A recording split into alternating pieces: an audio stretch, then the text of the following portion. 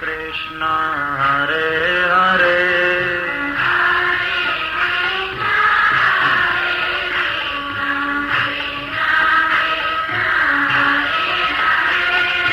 हरे राम राम राम हरे हरे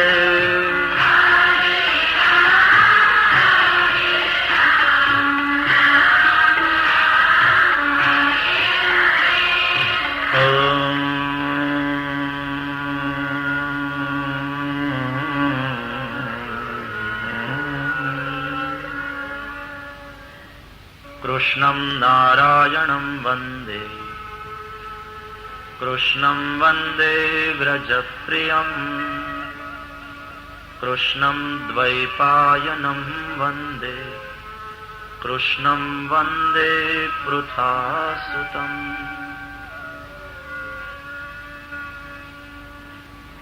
आइए नंदनंदन श्री कृष्ण की लीला माधुरी के साथ जो वेदांत का रहस्य भागवत में भरा पड़ा है उसको हृदयंगम करें।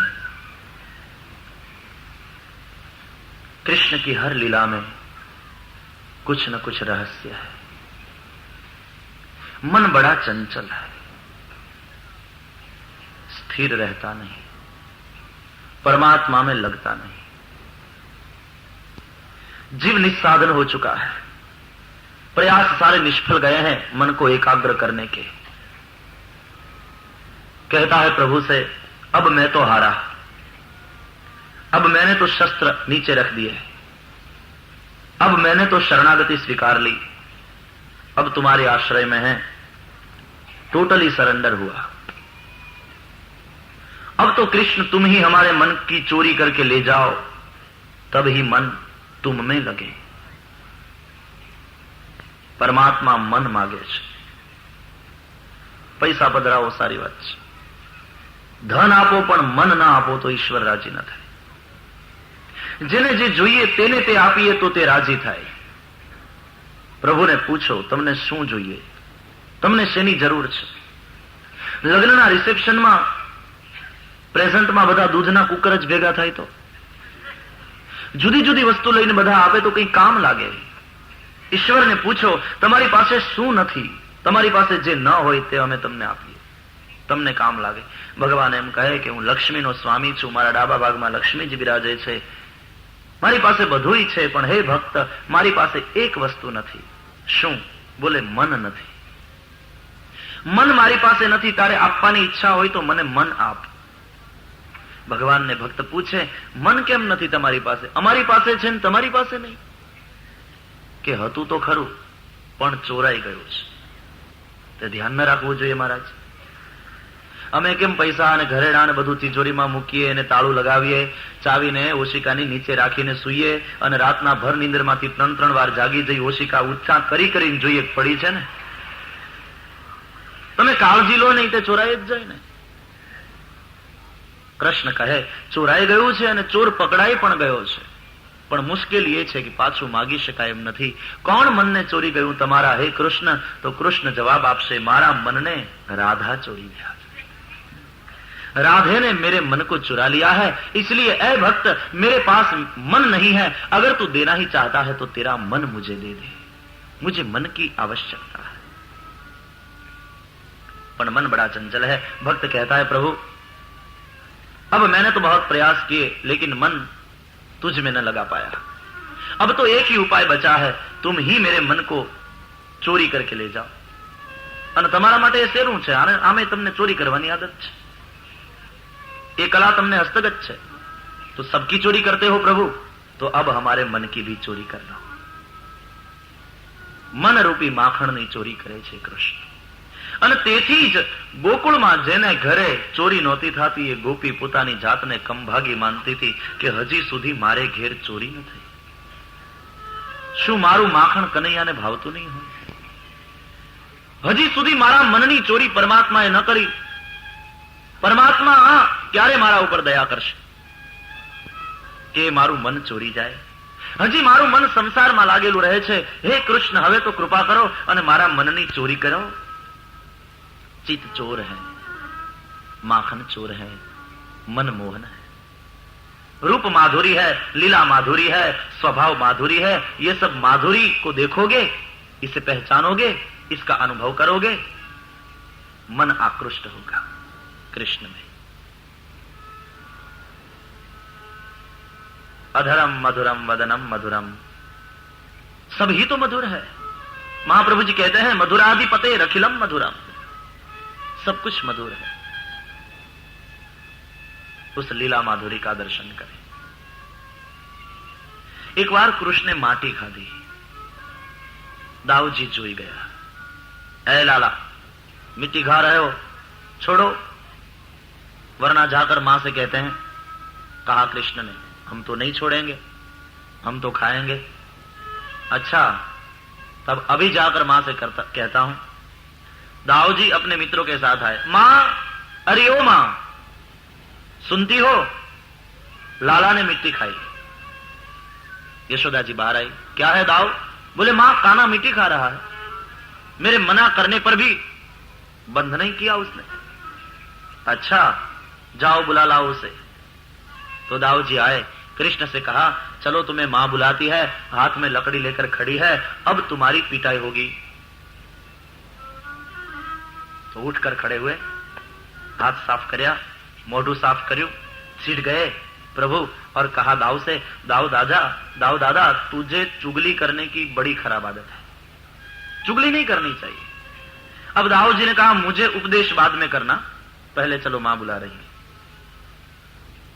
आए भय संभ्रांत होकर, जासु त्रास डर कहूं डर होई, भजन प्रभाव दिखावत सोई। जासु त्रास डर कहूं डर होई, भजन प्रभाव दिखावत। जासु त्रास डर कहूं डर होई, भजन प्रभाव दिखावत सोई। जासु त्रास डर कहूं डर होई, भजन प्रभाव दिखावत सोई। तो मंगल भवन अमंगल हारी, द्रवहु सुदशरथ अजीर बिहारी। मंगल भवन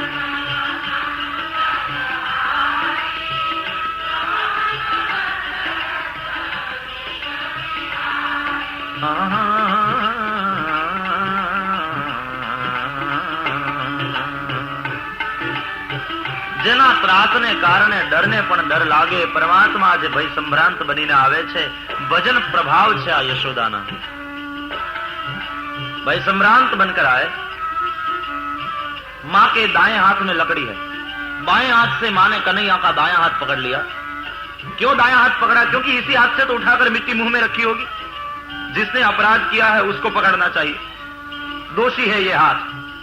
कन्हैयानो जमणो हाथ जेनाथी उपाड़ीने एणे माटी मोढामां मूकी। अस्मान मृगम अदांतात्मन, ऐ अदांतात्मन, आ प्रभुનું નામ વિષ્ણુ સહસ્ત્ર નામમાં પણ નથી। અદાંતાત્મનો अर्थ થાય ચટોરે, तेरी जिह्वा पर तुझे अपना बस नहीं। જેને હારું હારું ભાવતું હોય, તીખું તમતમતું ને ખાટું ને એવું બધું ભાવે ને એને ચટોરે કહેવાય।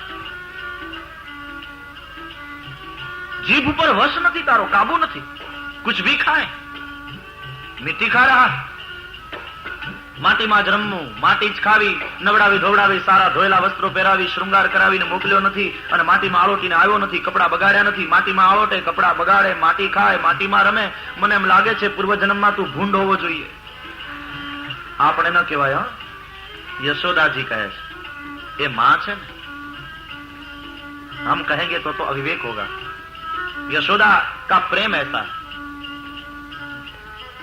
त्वं सुकरोसि गत जन्मनि पूतनारे, ये भागवत का श्लोक नहीं है। संतो लीला माधुरी નું વર્ણન કરે। ત્વમ સો કરોસી ગત જન્મની પૂતના રે. હે પૂતના કે શત્રુ, એમ લાગે છે કે તું પૂર્વ જન્મમાં ભૂંડ હોવો જોઈએ, સુકર. इत्युक्त सस्मित मुखो वतुवो मुरारी. सुनकर कन्हैया हंसने लगे. હવે એક તો માં ઠપકો આપે, માં ખીજાય, ત્યારે હસે એટલે ગુસ્સો ડબલ ન થાય માનો. એ બેશરમ, હું તને ખીજાઉં છું, તને દાંત આવે છે, તને હસવું આવે છે. लेकिन काना कैसे समझाए मां, तू तो सच ही बता रही है. तारी बात साची है. पूर्व जन्म में एक मारो वरा अवतार तो थयो छे, तो मैं भूंड भी था. ठीक बात. तू तो मुझे पहचान गई. क्यों खाई मिट्टी तूने? अब लाला ने सोचा क्या कहें. खाई कहेंगे तो मां पीटेगी, नहीं खाई कहेंगे तो दाऊ दादा पीटेंगे, क्योंकि इन्होंने देख लिया है. तो पिटाई तो दोनों ओर से होने ही वाली है. बोल तो केम नहीं, माटी खाधी ते? तो हिम्मत करीने कही ज नाख्યું, ना हम बक्षितवान अंब. मां, मैंने नहीं खाई. अच्छा, તો આ દાઉજી કહે છે ને બધા છોકરાઓ કહે છે તે સર્વે મિથ્યાભિસંશિનઃ. બધાય ખોટા બોલા છે માં. વારે મારા હરિશ્ચંદ્રના અવતાર, આ બધાય खोटा बोला ने तू एक साचा बोलो. अरे मां, तू तो मानती नहीं, ये सब मेरे बैर पड़े हैं. खेल खेल में झगड़ा हो गया तो इन सब ने मिलकर ठान ली है कि लाला की पिटाई करवाएंगे मां के पास. ये सब मेरे शत्रु है. यशोदा ने कहा, नहीं बेटे, शत्रु नहीं कहते, ये तो तुम्हारे हैं. देखो मैं तो इनके साथ नहीं खेलती, खेलते तो तुम हो. वदंती ताव काह्यते, ये जो तुम्हारे हैं. बीजों को के तो हजी उना मानत, पण तारा छे ई कहे छे એટલે માની. और अग्रजः अपि अयम, ये तुम्हारा बड़ा भाई भी तो कह रहा है. भगवान खोटू बोले कहे छे मैं નથી ખાધી. ખાધી છે તે હકીકત છે, આપણે કહીશું ખાધી છે. પહેલા તો ખાધી તો શું કામ ખાધી એનો વિચાર કરીએ. ભગવાને વિચાર કર્યો કે આ બધાય વ્રજરજ મુખમાં મૂકે છે, એમાં એવું તે શું હશે? Let me test.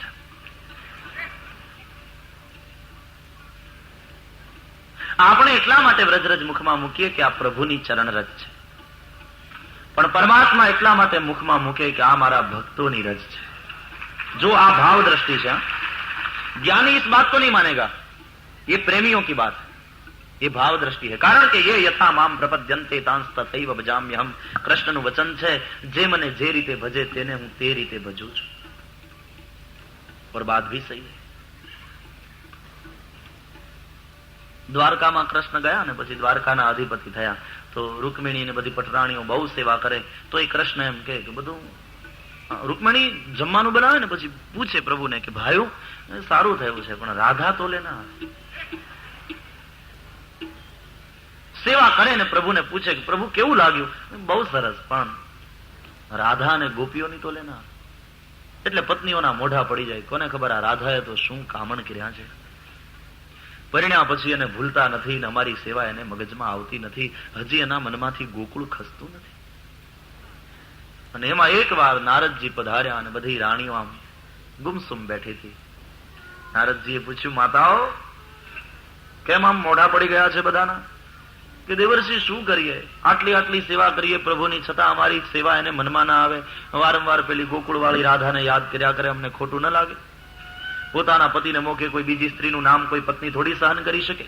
Radha Radha Radha એના મુખમાંથી નીકળતું નથી. કોને ખબર એને એવા શું કામણ કર્યા છે? બસ રાધાને યાદ કર્યા કરે, ગોપીઓને યાદ કર્યા કરે. અનન્ય ભાવ હોય ને ત્યાં પ્રેમમાં થોડું મત્સર આવે છે, ઈર્ષ્યા થાય કે हमारे प्रियतम हमारा नाम ले तब तक तो ठीक है, लेकिन कोई और का नाम ले तो हमसे सहन नहीं होगा. આ પ્રેમની પરાકાષ્ઠા છે. એટલે ઓ અચ્છા ઠીક છે, તમે ચિંતા ન કરો. નારદજીએ કહ્યું કે હું જરાક ઠપકો આપીશ, સમજાવીશ. તો નારદજી વળી ઠપકો આપવા ગયા. પ્રભુ અંતર્યામી છે, સમજી ગયા કે આ નારદીઓ શું કામ આવ્યો છે. જેવા નારદજી આવ્યા ને એને ચાલુ કર્યું કે પ્રભુ તમને વિચારે નથી થતો, આટલી આટલી સેવા કરે છે આ લોકો, મરી પડે છે તમારે માટે, અને રાધા અને ગોપીઓને યાદ કરો, એ લોકોને ખોટું ન લાગે. આટલું બોલ્યા અને તરત કૃષ્ણ એકદમ સૂઈ ગયા. અરે નારદજી, શું થાય છે? અરે એટલું બધું માથામાં દુખે છે, વાત ન કરો, પેટમાં પીડ ઉપડી છે, હમણાં મારી તબિયત ખરાબ નથી, મારી દવા કરવાને બદલે ઉલટાના તમે તો ઠપકા આપો, તમે કઈ રીતના ભક્ત છો? નારદજી કહે, પ્રભુ સોરી, મને ખ્યાલ નહીં કે આપ તબિયત સારી નથી, આપનું સ્વાસ્થ્ય સારું નથી. શું થાય છે? એ નારદ, એટલું બધું માથું દુખે છે, વાત ન કરો. કે તો પછી કઈ દવા લો ને. બોલે આવું આ દવાથી મટે એવું નથી. કેમ? તો કે આવું અનેક વાર થાય, ઘણી વાર થાય. એ તો હવે આનો કઈ ઉપાય? તો કે હા છે. કોઈ પણ ભક્ત પોતાના ચરણની રજ આપે અને એ માટીને પાણીમાં પલાળીને પછી લમણે થપથપાવી દઉં તો મટી જાય. જલ્દી કરો, કોઈ ભક્તના ચરણની રજ લઈ આવો. નારદજી ગયા અને પેલી રાણીઓ નારદને આવેલા જોયા ને એકદમ રાજી થઈને કહ્યું, દીધો ઠપકો આપ્યો? નારદજી કે ઠપકાની વાત પછી, હી ઇઝ નોટ વેલ. શું થયું? બહુ માથું દુખે. રાણીઓને ચિંતા થઈ. ઓહ, તો હવે કોઈ દવા? બોલે એમ કે છે કે ભક્તના ચરણની રજને પાણીમાં પલાળી લમણે ચોપડી દઉં તો મટી જાય. તો તમે તો ભગવાનની ભક્ત કહેવાઓ ને, ચરણની રજ લાવો તો. અરે નારદ, શું વાત કરો છો? પ્રભુના ચરણની રજ આપણે માથે હોય કે આપણા ચરણની રજ પ્રભુને માથે? નહીં નહીં, એ તો પાપ, નરકમાં પડવું પડે. અમે એવું ન કરી. તમે જલ્દી જાઓ, બીજે તપાસ કરો, ઘણા બધા ભક્તો છે એના. તો નારદજી ગયા, અનેક ઠેકાણે ફર્યા, પણ કોઈ ચરણની રજ ના આપી. બધા એમ જ કહે કે પ્રભુના ચરણની રજ આપણે માથે હોય, કઈ આપણા ચરણની રજ પ્રભુને માથે. અને નારદજી ચારે બાજુ ફરી નિરાશ થઈ અને પાછા આવ્યા. નારદને આવતા જોયા સુઈ ગયા. પ્રભુ નાટક છે ચાલુ કર્યું. ગયો હોય નારદ, હેરાન થઈ ગયો, બહુ દુખે છે. નારદ, શું થયું? લાવ્યો કે નહીં? બોલે પ્રભુ, કોઈ ભક્ત ચરણ રજ આપવાની ના પાડે છે, કહે છે આપના ચરણની રજ. ભક્તને માથે તો બરાબર, પણ ભક્તની રજ ના પાડે છે મહારાજ બધા. અરે નારદ, તે તો હદ કરી, મુશ્કેલી કરી, મને આટલી બધી પીડા થાય છે ને તું ઝટ કર. આટલા બધા ભક્તો. બોલે કોઈએ ના આપ્યું પ્રભુ. અચ્છા, ગોકુળ ગયો તો? કે પ્રભુ, કોઈ ના આપે તો ગોકુળની ગોપીઓ તો આપની શ્રેષ્ઠ ભક્ત છે, એ તો ક્યાંથી આપે? અરે તું જાતો ખરો. નારદજી ગયા, જમનાજીને કાંઠે આવ્યા અને ગોપીઓ પાણી ભરે છે, કૃષ્ણની લીલાઓનું ગાન કરે છે. દેવર્ષિ આવ્યા, ગોપીઓએ વંદન કર્યા. દેવર્ષિ આવે એટલે ગોપીઓ રાજી થાય કે દ્વારકાનાથના કંઈક સમાચાર મળશે. દેવર્ષિ દ્વારિકા ગયે थे? बोले हाँ, वहीं से आ रहा हूं. हो, हमारे कृष्ण कैसे हैं? વાત પૂછો. તબિયત બહુ ખરાબ છે. ચિંતા થઈ ગોપીઓ. કેમ? એ તો દ્વારકાના રાજા છે, આટલા બધા વૈદો હોય એની પાસે તો દવા ન કરી, ઔષધ નહીં लिया. વહી તો તકલીફ है. કોઈ ભક્ત પોતાના ચરણની રજ આપે ને પાણીમાં પલાળીને ચોપડે તો હમણાં દર્દ મટી જાય, પણ કોઈ ભક્ત ચરણની રજ આપવાની ના પાડે. ગોપીઓએ હસીને કહ્યું કે ઓહો, એટલી વાત છે ને? પોતે ઉભી થી ત્યાંથી ખોબા ભરી ભરીને આપી, લઈ જાઓ, જલ્દીથી ચોપડી દો. નારદજીને આશ્ચર્ય થયું કે અરે ગોપીઓ, પ્રભુના ચરણની રજ આપણે માથે કે આપણા ચરણની રજ પ્રભુને માથે? નરકમાં પડશો. ગોપીઓ કહે કે દેવર્ષિ, અમારા કૃષ્ણને જો સારું થઈ જતું હોય તો અમે નરકમાં પડવાય તૈયાર છે. ले जाओ ये चरण की रज और चिकित्सा करो. અને નારદજી ચરણની રજ ગોપીઓની લઈને આવ્યા. ભગવાન નિરાતે બેઠા બેઠા હસતા હતા. આવો નારદજી, લે તમારું માથું દુખતું હતું ને, મટી ગયું. ચરણ રજ હું આ ખોબો ભરીને લઈ આવ્યો, ગોપીઓના ચરણની રજ. ભગવાને કહ્યું, દુખતું તું કોને? નારદ, હવે તને ખબર પડી ને ગોપીનો પ્રેમ શું છે. મારા સુખને માટે નરકમાં જવા પણ તૈયાર છે. બીજા કોઈ આપી તને ચરણની રજ? અને મારે તને એમ પૂછવું કે તું ભગત નહોતો? તારા પગની હેઠેથી તે ના આપી? ચારે બાજુ ગોતવા ગયો. प्रेम में तो अपने प्रियतम के सुख का ही विचार होता है. પ્રેમી અને પ્રિયતમની વચ્ચે સુખની એક દોરી છે. પ્રેમી એ સુખની દોરીને પોતાના તરફ ખેંચે તો રાગ, અને સુખ જો પ્રિયતમ તરફ લંબાવે તો અનુરાગ. રાગ તો સુખની અપેક્ષા રાખે. પ્રેમમાં સમર્પણ છે, ત્યાગ છે, પ્રિયતમના સુખનો જ વિચાર છે.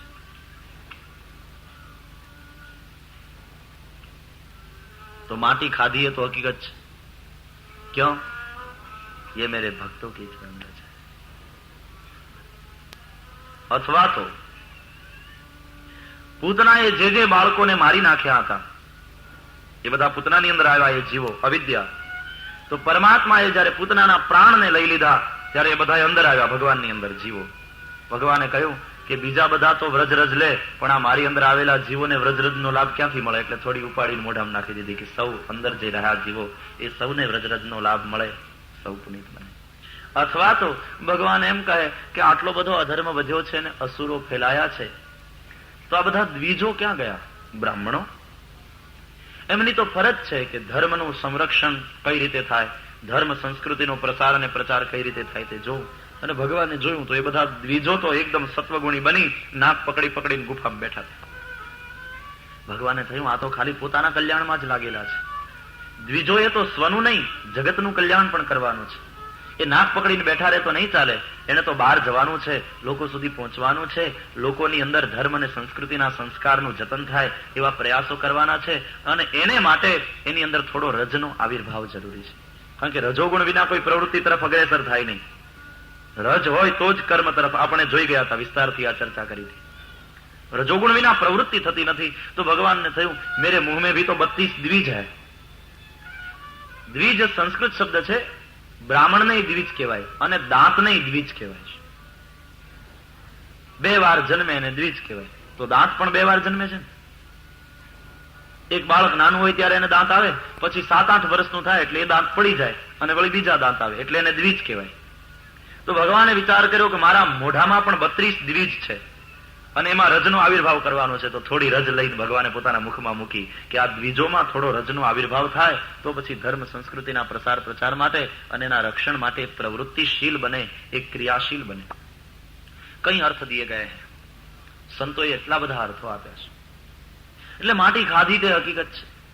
અથવા તો એક સંત કહે કે ભગવાને એટલા માટે માટી ખાધી કે એના દ્વારા ભૂ શુદ્ધિ કરી. 5 મહાભૂત અસુર ભાવાત્પન્ન થયા તો પરમાત્માએ 5 મહાભૂતની પણ શુદ્ધિ કરી. આકાશ, વાયુ, જળ, તેજ અને પૃથ્વી. તો વ્યોમાસુરને માર્યો એ કથા આવે છે. અને વ્યોમ એટલે આકાશ, આકાશ તત્વની શુદ્ધિ કરી. તૃણાવર્તને માર્યો એ વંટોળિયાનું રૂપ લઈને આવ્યો તો આપણે ગઈકાલે જોયું, એટલે વાયુની શુદ્ધિ કરી. દાવાગ્નિ પાન કર્યું, આગળ કથા આવશે, અને અગ્નિ તત્વની શુદ્ધિ કરી. કાલી નાગને નાથ્યો અને જળ તત્વની શુદ્ધિ કરી અને માટી મોઢામાં મૂકી અને પૃથ્વી તત્વની શુદ્ધિ કરી. આમ 5 મહાભૂત જયારે અસુરભાવાત્પન્ન થયા તો પરમાત્માએ એ 5 મહાભૂતોની શુદ્ધિ કરી. એટલા માટે માટી ખાધી, ભૂ શુદ્ધિ કરવા માટે વ્રજ લઈ અને મુખમાં મૂકી. अच्छा ठीक है, खाइए तो हकीकत है. तो यहां भगवान जब मां पूछती है तो कहते हैं ना हम भक्षितवान अंब. मां मैंने नहीं खाई. तो खोटું બોલે છે. અને જો એ ખોટા બોલા હોય તો પછી વસુદેવ દેવકી એની સ્તુતિ કરી છે. સત્યવ્રતમ સત્યપરમ ત્રિસત્યમ સત્યસ્ય યોનિમ નિહિતં ચ સત્યે સત્યસ્ય સત્યમૃત સત્યનેત્રમ સત્યાત્મકમ ત્વામ શરણમ પ્રપન્ન. આ સ્તુતિ જ ખોટી પડે. પરમાત્મા તો પરમ સત્ય છે, સત્યવ્રત છે. ઘણા લોકો પ્રશ્ન કરે છે ભાગવતની કથા સાંભળીને કે તમે દશમ સ્કંદની કથા કહી, એમાં કૃષ્ણ જન્મની, એમાં 2 સંશય ઉત્પન્ન થાય છે. પહેલો સંશય તો એ કે આકાશવાણીએ કહ્યું કંસને કે જે તારી બેન દેવકીને તું આટલો બધો પ્રેમ કરે છે એના 8મા ગર્ભથી તારો નાશ થશે. એટલે કંસે પછી દેવકીને મારવાની તૈયારી કરી. અને વસુદેવજીએ સમજાવ્યો તો દેવકીને માર્યા નહીં પણ કારાગૃહમાં કેદ કર્યા. એટલે એને દુઃખી તો થવું પડ્યું ને. દેવકીના 6 બાળકોને મારી નાખ્યા કંસે. તો હવે 8મા ગર્ભથી કંસનો નાશ થવાનો છે એ વાસ્તવિકતા છે, એ હકીકત છે, એમ થવાનું છે, બનવાનું છે. તો પછી આકાશવાણીએ બોલવાની શું જરૂર હતી? આકાશવાણીએ ન કહ્યું હોત તો વસુદેવ દેવકીને આટલા દુઃખી તો ન થવું પડે. આકાશવાણીએ બોલીને આ બંનેને દુઃખી કર્યા. દેખો, વસુદેવ અને દેવકીના રથનો સારથી કંસ બન્યો હતો. કંસ એટલે દેહાભિમાન. પરમાત્મા ઈચ્છે છે કે હું જેને ત્યાં પ્રગટ થવા ઈચ્છું છું, જેનાથી પ્રગટ થવા ઈચ્છું છું, એના જીવન રથનો સારથી દેહાભિમાન હોય તે ઠીક નહીં. એટલા માટે આકાશવાણી થઈ કે કંસ ગુસ્સે થાય અને આની સાથે સંબંધ તોડે. વસુદેવ દેવકીને પણ જે સ્નેહ ભાવ છે કંસ માટે એ તૂટે. કારણ કે દેહ અભિમાન સાથે જ્યાં સુધી તમે સ્નેહ ભાવ રાખશો ત્યાં સુધી પરમાત્મા નહીં પ્રગટે. ये अध्यात्म की बात है, ये वेदांत की बात है. જ્યાં સુધી દેહાભિમાન છે, જ્યાં સુધી એની સાથે સંબંધ છે, જ્યાં સુધી એની સાથે અભિમાન સાથે જ્યાં સુધી નાતો છે, અભિમાન સાથે જ્યાં સુધી સ્નેહ છે, એના ઉપર પ્રેમ છે, ત્યાં સુધી અવિનાશી પ્રગટ નહીં થાય. અને આકાશવાણી એટલા માટે જ થઈ કે આ બંનેનો સંબંધ તૂટે. જીવનો અને દેહાભિમાનનો સંબંધ તૂટે. જ્યાં સુધી જીવ દેહાભિમાનમાં ફસાયેલો છે ત્યાં સુધી પરમાત્મા પ્રગટ નહીં થાય. દેહાભિમાન છૂટવું જોઈએ. જીવન રથનો સારથી અહંકાર હોય તે ન ચાલે. જીવન રથનો સારથી અવિનાશી હોવો જોઈએ. અર્જુનનો વિજય કેમ થયો? એના રથના સારથી શ્રી કૃષ્ણ છે. રથ એટલે કયો? આ સામાન્ય વાતો નથી. ગીતા બહુ સમજવા જેવી છે. ધર્મ ક્ષેત્રે કુરુક્ષેત્રે સમવેદાયુત્સવ મામકા પાંડવાશ્ચૈવ કિમ કુર્વત સંજય. શરૂઆત થાય છે ધૃતરાષ્ટ્ર ઉવાચથી. પણ ધર્મક્ષેત્ર કુરુક્ષેત્ર બધું અંદર જ છે. હું કહી ગયો ને, લાઈફ ઇઝ અ બેટલફીલ્ડ ફાઇટ. જીવન રણ સંગ્રામ છે. ધર્મક્ષેત્ર કુરુક્ષેત્ર બધું અંદર છે. કૌરવો પાંડવો બધું અંદર છે. કૌરવે વૃત્તિ, પાંડવી વૃત્તિ. પાંડવોનું સૈન્ય ઓછું છે, કૌરવોનું જાજું છે. દુર્ગુણોમાં આમે વધારે હોય.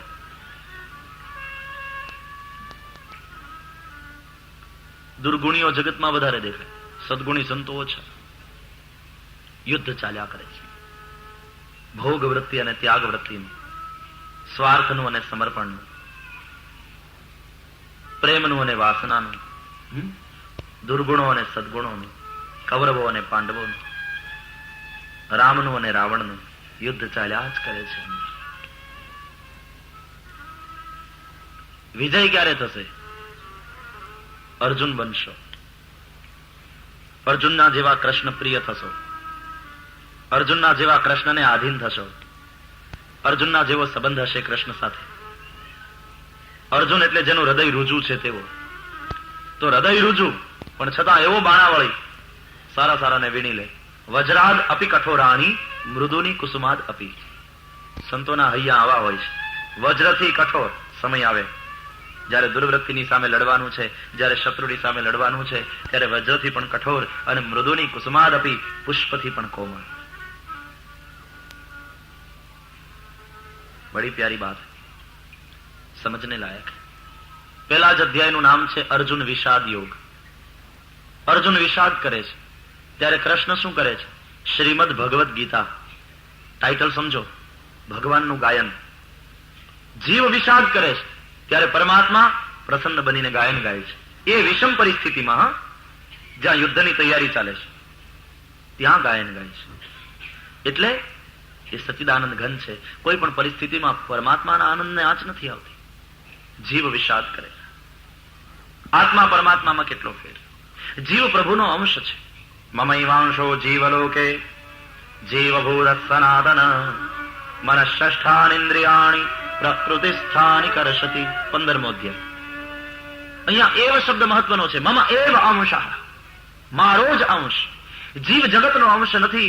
જીવ કોઈ બીજા જીવનો અંશ નથી. જીવ જગદીશનો અંશ છે.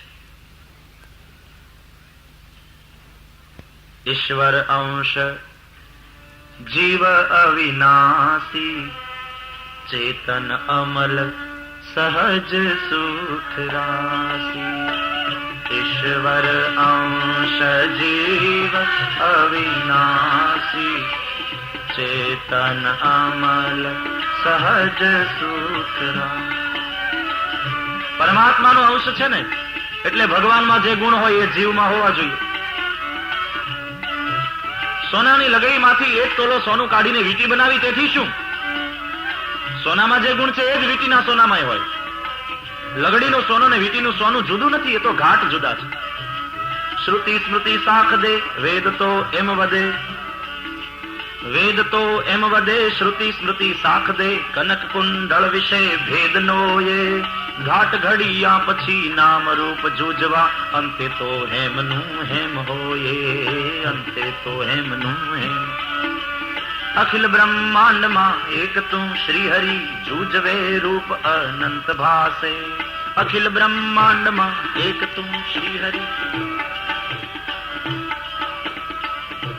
લગડીના સોનામાં અને વીંટીના સોનામાં ફેર નહીં, એ તો ઘાટમાં ફેર. ઘાટ ઘડ્યા પછી નામ જુદ. તો ઈશ્વરની અંદર જે ગુણ છે એ જીવમાં પણ હોવા જોઈએ. તેથી ઈશ્વર અંશ જીવ અવિનાશી, ચેતન અમલ સહજ સુખ રાશી. ઈશ્વર અંશ જીવ અવિનાશી, ચેતન અમલ સહજ સુખ રાશિ. તો મંગલ ભવન અમંગલ હારી, દ્રવહુ સુદશરથ અજીર બિહારી. મંગલ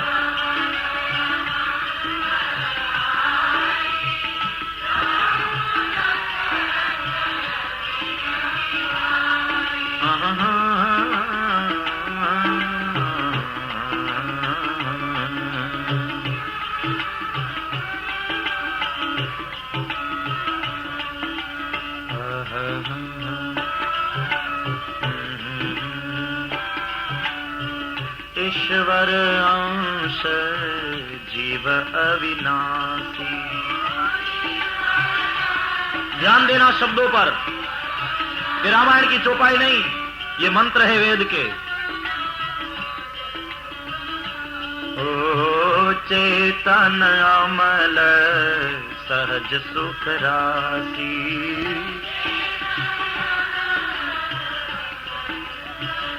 ઈશ્વર અંશ જીવ, ઈશ્વરનો અંશ છે જીવ, તેથી અવિનાશી. પરમાત્મા અવિનાશી છે તો જીવ પણ, આત્મા પણ અવિનાશી. પરમાત્મા જળ નથી, ચેતન છે, તેથી આત્મા પણ ચેતન. અમલ, પરમાત્મા મળ રહિત છે તો આત્મા પણ મળ રહિત છે. ચેતન અમલ સહજ સુખ રાશિ. પ્રભુ સહજ સુખ રાશિ છે તો એનો અંશ હોવાને નાતે જીવ પણ सहज सुख राशि जो वो જોઈએ. लेकिन ऐसा नहीं है, उल्टा दिखाई पड़ता. जीव तो પોતાને જન્મ મરણ વાળો સમજે છે, જીવ તો પોતાને દુખી સમજે છે. અર્જુન વિષાદ યોગ, એ તો વિષાદ કરે છે. સુખ દુઃખ છે, જન્મ મરણ છે, હર્ષ શોક છે. પરમાત્માનો અંશ છે છતાં પણ ઈશ્વરથી વિરુદ્ધ લક્ષણ વાળો કેમ દેખાય છે? ધ્યાન દેના. હોવા તો એ જ જોઈએ જે ભગવાનમાં છે, પણ ઉલટા કેમ દેખાય છે? તો સમજો એ દેખાય છે નહીં. હોવું અને દેખાવું એ બેમાં ફેર છે. દિખાય પડતે વિરુદ્ધ લક્ષણ. કેમ? પાણીનો રંગ કેવો?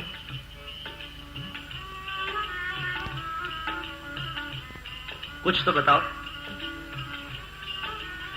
પાણીનો રંગ, પાણીનો ટેસ્ટ,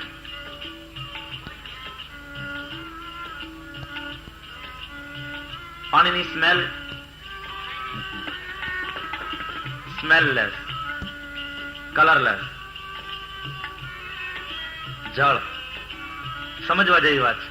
આત્માનો રંગ કયો? આત્માને ચાખ્યો સ્વાદ, એનો કલર. અચ્છા ઠીક હે.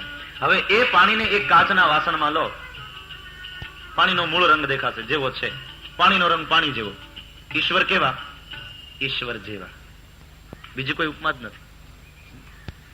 અચ્છા, પાણીને કાચના વાસણમાં લઈ અને હવે એની નીચે લાલ મણી રાખો, એટલે પાણીનો રંગ લાલ દેખાશે. દેખાય છે નહીં.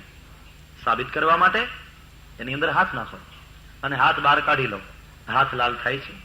નહીં. ઇટ મીન્સ ધેટ પાણી લાલ દેખાય છે, લાલ છે નહીં. તો જીવ પણ આવા વિરુદ્ધ લક્ષણ વાળો દેખાય છે, હકીકતમાં છે નહીં. પાણી લાલ શેને કારણે દેખાય છે? નીચે પેલો લાલ મણી છે એટલે. તો જીવ પરતંત્ર કેમ દેખાય છે? જન્મ મરણ વાળો કેમ દેખાય છે? હર્ષ વિષાદ વાળો, હર્ષ શોક વાળો કેમ દેખાય છે? આવો વિરુદ્ધ લક્ષણ વાળો કેમ દેખાય છે? બોલે પેલો અજ્ઞાનનો લાલ મણી છે એને કારણે. ये अज्ञान के कारण अपने आप को जन्म मृत्यु वाला, सुख दुख वाला परतंत्र समझता है जीव. हकीकत में है नहीं. बस આ અજ્ઞાનની નિવૃત્તિ થઈ જાય એનું નામ જ આત્મજ્ઞાન. અજ્ઞાનની નિવૃત્તિ થઈ જાય એટલે પોતાને જાણી લે હું કોણ છું. પેલા લાલ મણીને હટાવવાની વાત છે. અજ્ઞાનના લાલ મણીને હટાવો સદગુરુની મદદથી. हटाओ, हकीकत में कोई संबंध नहीं. भला लाल हो सकता है पानी, दिखाई पड़ रहा है. જો લક્ષણ અને ઉપલક્ષણ બે હોય છે. ઉપલક્ષણ એને કહેવાય જે મહેમાન, લક્ષણ એને કહેવાય જે માલિક. ઉપલક્ષણો મહેમાન જેવા છે. મહેમાન જાજા દાડા ન હોય, અઠવાડિયું રહીને પછી બધી અને તો જ મહેમાન કહેવાય. ઝાઝા પડ્યા જ રહે તો મહેમાન હતમાં તમે રહેવું જોઈએ. અઠવાડિયું થાય એટલે એમ કહેવાય કે હવે અમે નીકળી, તો જરાક પેલો તાણે કરે, તમને વિવેકે કરે કે જવાય થોડા દી વધારે. અને એને બદલે મહિના દી, 1.5 મહિનો દી પડ્યા જ રહ્યો. સામાન્ય રીતે તો બને એવું કે મહેમાન આવે ને એટલે પહેલા દિવસે આપણે લાપસી કરીએ, મહેમાન છે. બીજા દિવસે શીરો હલાવી નાખીએ. ત્રીજો દિવસ થાય ત્યાં દાળ ભાત શાક રોટલી આવી જઈએ. અને અઠવાડિયા સુધી ન જાય તો દાળ ભાત શાક રોટલી ભારે પડે અને મહેમાન ન પૂછે તો બતાવ્યા કરીએ કે અમદાવાદની બસ આટલા વાગે ઉપડે, રાજકોટ વાળી આટલા વાગે ઉપડે. ટાઈમ ટેબલ બતાવવા માંડી, ટ્રેનના અને પ્લેનના, બસના. અને પછી એમ કહીએ કે આમ તો ગળદી બહુ હોય, વેકેશનનો સમય છે, પણ આપણને ઓળખાણ છે એટલે રિઝર્વેશન મળી જાય જોતું હોય તો, જો સમજે તો. એક જણાને ઘેર મહેમાન આવ્યા, 1.5 મહિનો રોકાણ. પછી પત્ની બે કંટાળ્યા હતા. પત્નીએ એના ધણીને કીધું કે આને તો એનું ઘર સાંભળતું નથી લાગતું, તમે તો યાદ દેવડાવો તો ક્યાંક જાય. તે જમ્યા પછી ઘર ધણીએ મહેમાનને કહ્યું કે તમે આવ્યા એને 1.5 મહિનો થયો નહીં? મહેમાન કે થયો હશે, અહીં કોણ ગણે છે? તું શું કામ ગણે? તારે તો જલસા જ છે. તો કે હા, તમે આવ્યા એને 1.5 મહિનો થયો અને ઘેર મારા બહેન ને છોકરાઓ બધા એકલા, તમને ચિંતા નથી થતી? પેલો કે થાય છે ને, બહુ થાય. એટલા માટે જ ગઈકાલે ટેલિગ્રામ કરીને બધાને બોલાવી લીધા કે મારે ચિંતા નહીં. પેલાને તમર આવી ગયા કે આ તો આખું ઘર ખડકાવાનું છે. ઉપલક્ષણ એ મહેમાન જેવા છે, લક્ષણ એ માલિક. ઉપલક્ષણ તો જતા રહે. દાખલા તરીકે જળનું લક્ષણ છે શીતળતા. તો જળ તો ગરમ પણ ક્યારેક હોય, પણ એ ગરમી એ જળનું ઉપલક્ષણ છે. અત્યારે તમને પાણી ગરમ દેખાતું હોય તો સમજો એ ગરમ પાણી ગરમ ભલે રહ્યું, પણ ગરમ એનું લક્ષણ નથી, એનું ઉપલક્ષણ છે. એને ગરમ કરવામાં આવ્યું છે. તો ગરમી પાણીનું લક્ષણ નથી, ઉપલક્ષણ છે. કારણ કે ગરમ પાણીને એમને મૂકી રાખશો તો ધીમે ધીમે ધીમે એની ગરમી જતી રહેશે અને વળી પાછું ઠંડુ. મૂળ લક્ષણ પ્રાપ્ત કરવાના જ સ્થિરતા લક્ષણ છે. હું આગળ પણ કહી ગયો હતો કે ગતિશીલતા એ પ્રકૃતિનો સ્વભાવ છે, સ્થિરતા પરમાત્માનો. गति में प्रयास है. गति के पहले भी स्थिरता थी और गति के बाद भी स्थिरता ही बचेगी. गतिशीलता है तो प्रकृति नो स्वभाव है, क्रिया प्रकृति नो स्वभाव है, होती रहती है. ये अटकશે नहीं, ये सतत रहती है. परमात्मा तो एक रस, अविनाशी, परम शांत, स्थिर.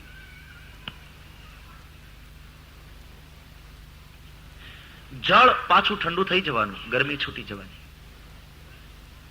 ઉપલક્ષણ છૂટી જાય તો સુખ દુઃખ જન્મ મરણ હર્ષ શોક એ બધા આપણા લક્ષણ નથી, એ ઉપલક્ષણ છે, એ દેખાય છે અજ્ઞાનને કારણે. અને એ છૂટવાના કારણ કે આવ્યા છે એટલે એને છોડવા પૂર્ણ સંભવ. જે તમે પકડ્યું છે એને તમે છોડી શકો અને તમે જ છોડી શકો. ધ્યાન દેના, તમે પકડ્યું છે એને તમે જ છોડી શકો. કોઈ છોડાવશે જોંટીને, તમે પાછા પકડવાના, કારણ કે આસક્તિ છે. તુમને પકડા હે તુમ હી છોડ. ગુરુ જોંટી નથી લેતો. શિષ્ય જે ખોટી વાત પકડી છે ગુરુ સમજાવે છે, સમજીને પછી છોડી. દોરડું માનીને પકડ્યું હોય અને પછી ગુરુ એમ કે સાપ છે, છોડી દો ને. સાચી નોટ માનીને પકડી હોય એમ કે ખોટી છે, છોડી દો ને. સાચું માનવાની ભ્રાંતિ છે અજ્ઞાનને કારણે. મેન તમે પકડ્યું છે, ગુરુ સમજાવે ખોટું છે. તુલસીજી રામાયણમાં કહે છે કે જાણ્યા વિના ત્યાગ કે સંગ્રહ સંભવ નથી. એ સૂત્ર છે. ત્યાગ કે સંગ્રહ જાણ્યા વિના શક્ય નથી.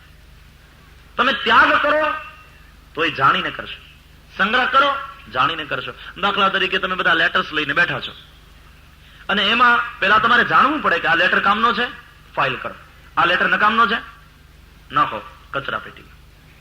પણ એ ક્યારે નક્કી કરો છો? જાણ્યા પછી ને, કે કોને રાખવો અને કોને નાખી દેવો. તો જાણ્યા વિના તો ત્યાગ કે સંગ્રહ સંભવ નથી. એટલા માટે જગતને જાણો અને જગદીશને જાણો. જગતને જાણશો તો પછી એનો ત્યાગ કરવાનું મન થશે, જગદીશને જાણશો તો એને પ્રાપ્ત કરવાનું મન થશે. પૈસા શું છે જાણ્યું એટલે હું તમે પ્રયાસ કરીએ જ ને એને મેળવવાનો. એમ પરમ તત્વ શું છે જાણ્યા વિના એની પ્રાપ્તિ માટેનો પ્રયાસ થશે જ નહીં. આ બહુ સીધી સાદી વાત છે. એટલા માટે જીવને જાણો, જગતને જાણો અને જગદીશને જાણો. જીવ જગત અને જગદીશનું જેને જ્ઞાન તે જ્ઞાની.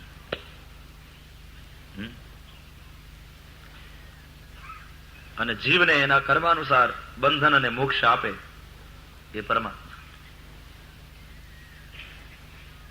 ઈશ્વર અને જીવનો ભેદ શું?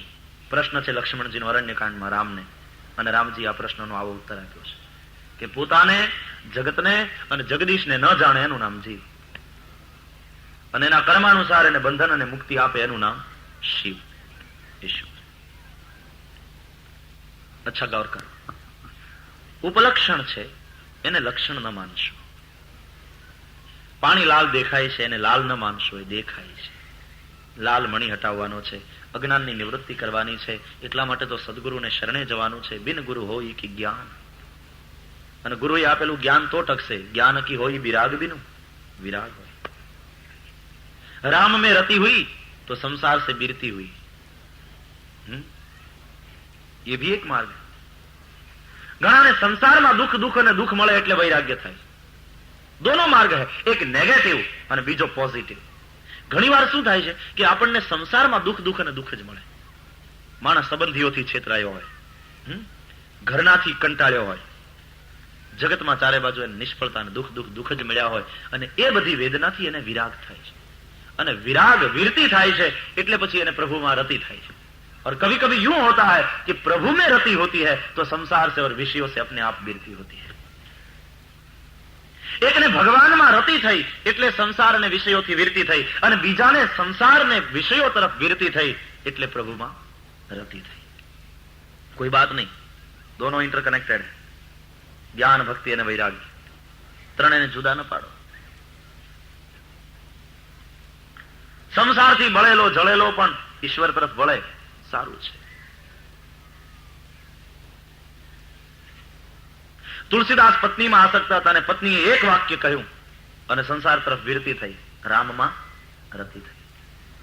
હાડ માંસ કી દેહ યહ તામે જૈસી પ્રીતિ હોતી જો કહું રામ મેં તો મટી જાત ભવ ભીતિ.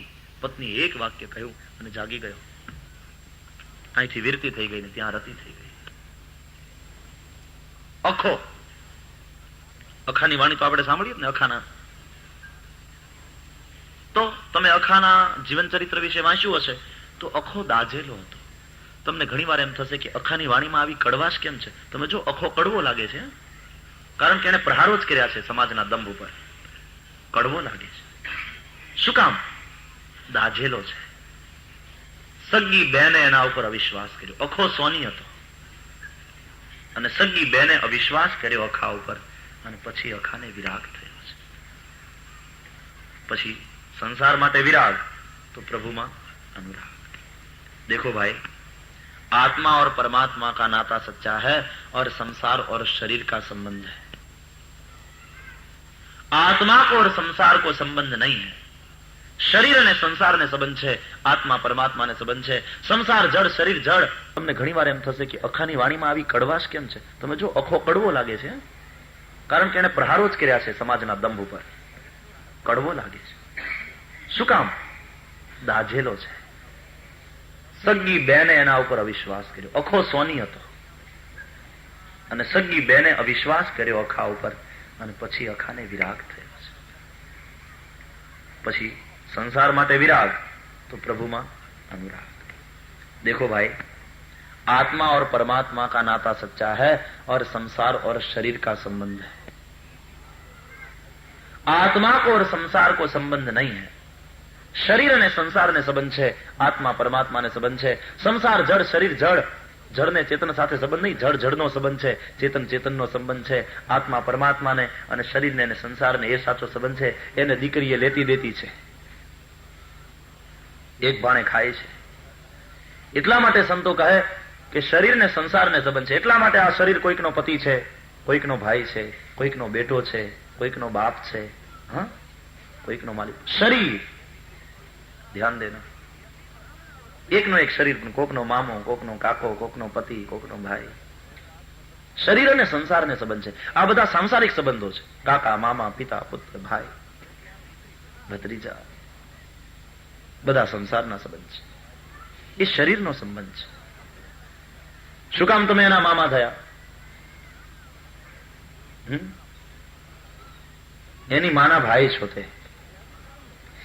એની માં જે માંથી જન્મી એ જ માંથી તમે જન્મ્યા છો. તેથી જો બીજે ક્યાંય જન્મ્યા હોત તો આના મામા ના હોત. એટલે સંબંધ સંસારનો છે. શરીરને અને સંસારને સંબંધ છે, આત્મા અને પરમાત્માને સંબંધ છે. એટલે સંતો કહે કે શરીરથી બને એટલી સંસારની સેવા કરાવો. બને ત્યાં સુધી આ શરીર બીજાના કામમાં ઉપકાર કરે, સેવા કરે. શરીર છે એટલે ક્રિયા કરી શકો છો, તો ક્રિયાનો સદુપયોગ છે, કર્મનો સદુપયોગ છે સેવા.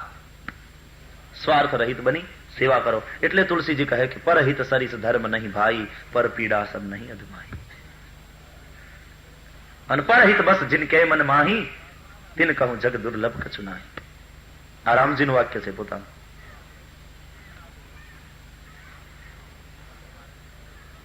કહે છે જટાયુ ને કે જટાયુ, તમે મારી પાસે સદગતિ માંગો છો પણ મારે આપવાની જરૂર નથી. કારણ જલ ભરી નયન કહી રઘુરાઈ, જલ ભરી નયન કહી રઘુરાઈ. અરણ્યકાંડ. तात कर्म निज ते गति पाई, तात कर्म निज ते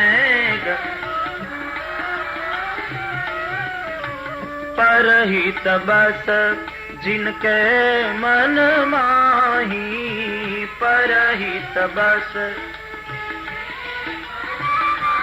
ओ तिन कहूँ जग दुर्लभ कछु नाही, तिन कहूँ जग. ओ जल भरी नयन कहीं रघुराई, जल भरी नयन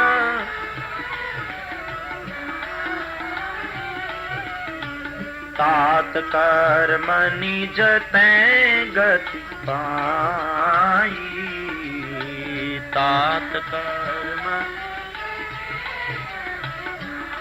જટાયુ, હું તમને સદગતિ આપું છું ને તમને સદગતિ મળે છે એમ નહીં, તમને તમારા સત્કર્મથી સદગતિ મળે છે.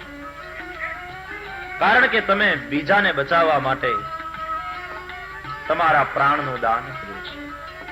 પરહિત બસ જીન કે મન માહી, તિન કહું જગ દુર્લભ કછુ નાહી. તો મુક્તિ દુર્લભ કેમ હોય? અને પરહિત સરિસ ધર્મ નહીં બને. શરીર અને સંસારને સંબંધ છે તો સંસાર નકામો છે, સંસારમાં બધા સ્વાર્થી છે એમ માનીને એની હારે વેર કરવાની જરૂર નથી, નહીં તો વળી વિરુદ્ધ. સંસારમાં આસક્તિ એ પણ બંધન છે, પણ યાદ રાખો, સંસારના પ્રત્યે ગુસ્સો, સંસારના પ્રત્યે વેર, સંસારનો દ્વેષ એ પણ બંધન છે. દોનો બંધન है, સમજ લેના. સંસાર નકામો છે, સંસાર સ્વાર્થી છે એમ માનીને એની સાથે જો વેર કરશો તોય બંધાશો, क्योंकि राग और द्वेष से तो रहित होना है. लेकिन हमारी तकलीफ यह है, कई लोग तो होते हैं रागी और तो कई लोग द्वेष करते हैं संसार. द्वेष भी नहीं करना. સંસારમાં રહેલા બધાની શરીરથી સેવા કરવા. બધા સ્વાર્થના સગા છે એમ સંતોએ કહ્યું ને, તો એનું કારણ એ છે કે તું કોઈમાં આસક્ત ન થા. એ બધાને ગાળ્યો દેવા માંડ એટલા માટે નહીં, બને એટલી શરીરથી સંસારની સેવા કરવા, સૌને માટે કરુણા રાખવાની. પણ હું ઈશ્વરનો અંશ છું, આ વાતનું સતત અનુસંધાન રાખવાનું. આત્મા પરમાત્માને સંબંધ છે. મમૈ વાંશો જીવલોકે, મારો જ અંશ છે. સચ્ચા નાતા હૈ એ. પણ સંબંધ હોય તે જ વાત પર્યાપ્ત નથી, એનો સ્વીકાર થવો જોઈએ. લગ્નના માંડવામાં અગ્નિની સાક્ષીએ, બ્રાહ્મણની સાક્ષીએ પતિ સ્વીકાર કરે કે હા આ મારી પત્ની, અને પત્ની સ્વીકાર કરે કે હા મારો પતિ, ત્યારે સંબંધ બરાબર સુદૃઢ થાય. स्वीकार करवो જોઈએ. भगवान ने तो अपनी ओर से स्वीकार कर लिया है, ममैव वांशो जीवलोके, આવું કઈ નહીં. હા, હું સ્વીકાર કરું છું કે જીવ મારો અંશ છે, પણ તકલીફ એ વાતની છે કે હજી મેં તમે સ્વીકાર કર્યો નથી કે હા હું તારો છું. नाथ तवाहम दासोहम, नाथ तवास्मी स्वीकार हो जाए तो बात बन जाए. પણ સ્વીકાર કરતા ડરીએ છીએ એટલા માટે કે સ્વીકાર મફતમાં નથી થતો. જવાબદારી આવે છે. લગ્નના માંડવામાં બાવડું પકડીને પતિએ સ્વીકાર્યું કે હા આ મારી પત્ની, તો જવાબદારી આવી જાય એના ભરણ પોષણની. એને કપડા લતા, એનું ખાવું પીવું, એને શોપિંગ માટે ખિસ્સા ખર્ચી, બધું જવાબદારી આવી. પછી એમ ન કહી શકાય કે હું તારો તો સ્વીકાર કરું છું, બાકી તારે તારું ટિફિન તારા બાપુજીને ઘેરથી મગાવી લેવાનું. એ નહીં ચલેગા. સ્વીકાર કિયા તો પત્નીના યોગક્ષેમ, એ તો હા પાડી એટલે ફસાયો. પછી ભરણ પોષણ કરે છૂટકો. એટલે ત્યાં સુધી પછી તો એ વળગે કે કદાચ છૂટાછેડા લો તો એને ભરણ પોષણ આપવું પડે કોર્ટમાં, જે રીતે નિર્ણય આવ્યો. કારણ કે એકવાર સ્વીકાર કર્યો ને, ફસાયા, ફિર ન છૂટો. એનું ભરણ પોષણની જવાબદારી પછી તમારી. એમ ઈશ્વરે એકવાર સ્વીકાર કર્યો કે હા હું સ્વીકાર કરું છું, જીવ મારો અંશ છે, મમૈ વાંશો જીવ લોકે, તો એની જવાબદારી થઈ જાય આપણા ભરણ પોષણની. અને એને સ્વીકાર કરી લીધો છે એટલે એ જવાબદારી નિભાવે છે. અન્ન જલ પ્રકાશ આપી મને તમને સૌને જીવાડે છે, કારણ કે એને હા પાડી દીધી છે, એને સ્વીકાર કરી લીધો છે. અનન્યાંશ ચિંતયંતો મામ યે જના પર્યુપાસતે તેષામ નિત્યાભયુક્તાનામ યોગક્ષેમમ વહામ્ય. પણ હજી મેન તમે સ્વીકાર કર્યો. એના આપેલા અન્ન જળ પ્રકાશથી આપણે જીવીએ છીએ, પણ હજી આપણે સ્વીકાર ન કર્યો. કારણ કે આપણે કરીએ તો પછી હા જવાબદારી આવે. પછી પત્ની એમ કે હું તમારી પત્ની સાચી, બાકી રાંધી તમારે લેવા. એવું નહીં કરવું. પછી સેવા કરવી પડે. પછી પતિ કે એમ કરવું પડે. પછી પતિ એ જેનો પરમેશ્વર, પતિને છોડી એનું મન અન્યત્ર ભટકે તો ન ચાલે, એવો વ્યભિચાર ન ચાલે. એમ ઈશ્વરનો હું તમે સ્વીકાર કરીએ કે હા પ્રભુ હું તારો, પછી હું તમે ભગવાનને છોડીને જ્યાં ત્યાં ભટકીએ ન ચાલે ભાઈ, એ તો વ્યભિચાર કહેવાય. પછી તો અનન્ય ભાવ ભગવાનમાં હોવો જોઈએ. હા, જેમ પત્નીને અનન્ય ભાવ છે પોતાના પતિમાં, એમ પછી ઈશ્વરની અંદર અનન્ય ભાવ થવો જોઈએ. અનન્યાંશ ચિંતયંતો મામ, અન્યાશ્રયાણામ ત્યાગો અનન્યતા. પછી તો પત્ની એને કઈ જોઈતું હોય તો પતિની પાસે હાથ લંબાવે ને એમ કે શોપિંગ કરવા જવું છે, 50 પાઉન્ડ લાવો તો બરાબર. પણ પાડોશીને એમ કે ઓહ, તો પતિનું નાક કપાઈ જાય. એમ હું તમે ઈશ્વરના થયા પછી જો બીજાની પાસે બાવડા લંબાવીએ તો એમાં ઈશ્વરનું નાક કપાય છે. તારે માગવું હોય તો મારી પાસે માગ, હું તારો ધણી બેઠો છું. એટલા માટે તુલસીદાસ જેવા સંતોને જયારે માગવાનું મન થયું તો બીજા કોઈની પાસે બાવડું ન લંબાવ્યું, એને રામની સામે હાથ લાંબા કર્યા. અને એ પણ જેવું તેવું ન માગ્યું.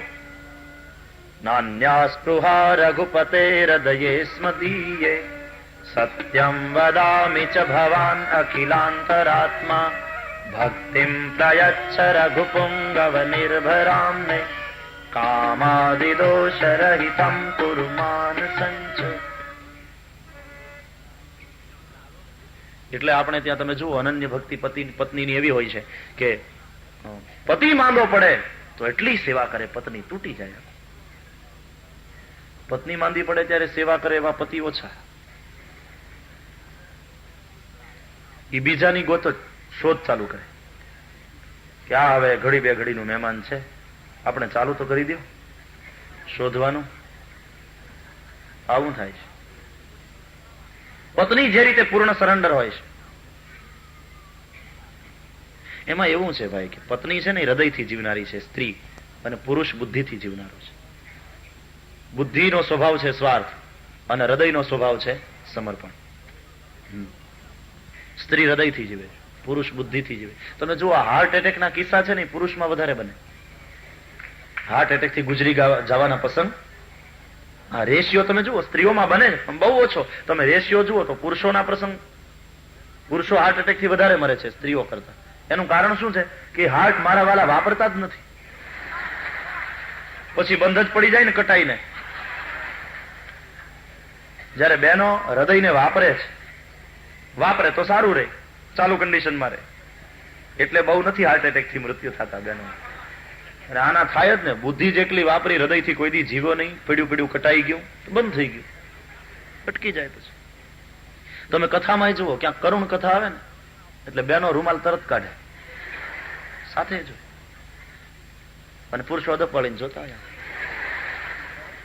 ગણતા હોય કોણ કોણ રોવે છે, અને પછી વાતો કરે આજ કથામાં રોતા હતા ઘણા, પણ તું તો ગણતો તો જ ને. 10 દિવસમાં તારી આંખ તો કોઈ દી ભીંજાણી નહીં. સ્ત્રી હૃદય પ્રધાન જીવન જીવે છે, પુરુષ બુદ્ધિ પ્રધાન છે. એટલે તો આપણે ત્યાં ગામડાઓમાં તો ખાસ સ્ત્રી એવું માગે ભગવાનની પાસે કે મારું મોત થાય તો સૌભાગ્યવતી મરું.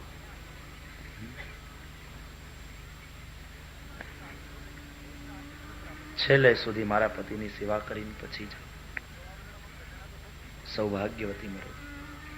આવું સ્ત્રી માગે છે. મારા પેલા મારો પતિ ન જાય, પેલા હું જાઉં, હું સૌભાગ્યવતી મરું. આવી સ્ત્રીની માગણી હોય છે. એમાં એની શરણાગતિ, એમાં એનો પ્રેમ, એમાં એનો ભાવ દેખાય. વિધવાપણું સ્ત્રી સહન કરી શકતી હોતી નથી. ભગવાને એના હૈયાને એવું ઘડ્યું છે. સૌભાગ્યવતી મરવા ચાહે છે કે મારી ચિતાને મારો પતિ અગ્નિદાહ કરે, એવી એને ઈચ્છા હોય. પતિ હોય અને હું જાઉં.